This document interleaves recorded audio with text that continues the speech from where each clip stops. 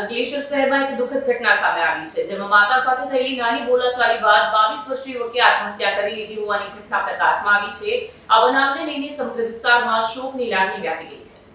મળતી માહિતી મુજબ અંકલેશ્વરના નવા બોરભાઠા ગામમાં રહેતા દીપ મગન પટેલ નોકરી સાથે એમએસસીના છેલ્લા વર્ષમાં અભ્યાસ કરી રહ્યો હતો. તે પોતાના માતા પિતા અને મોટા ભાઈ સાથે રહેતો હતો.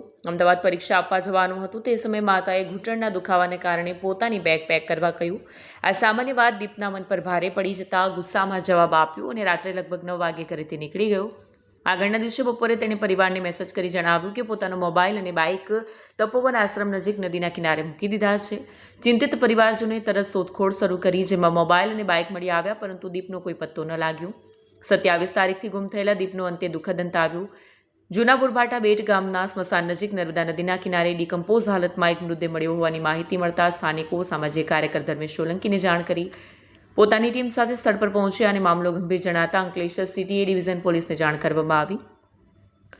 પોલીસ કાફલો તાત્કાલિક પહોંચ્યો અને તપાસ હાથ ધરી. મૃતદેહની ઓળખ માટે પરિવારજનોની જાણ કરવામાં આવતા સ્થળ પર પહોંચ્યા અને કપડા પરથી મૃતદેહની ઓળખ દીપ તરીકે કરવામાં આવી છે.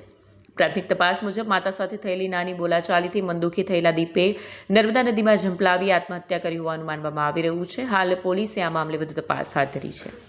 વિડીયો જર્નાલિસ્ટ વિરેન્દ્ર પાટીલ સાથે સત્યા ટીવી ન્યૂઝ ભરૂચ.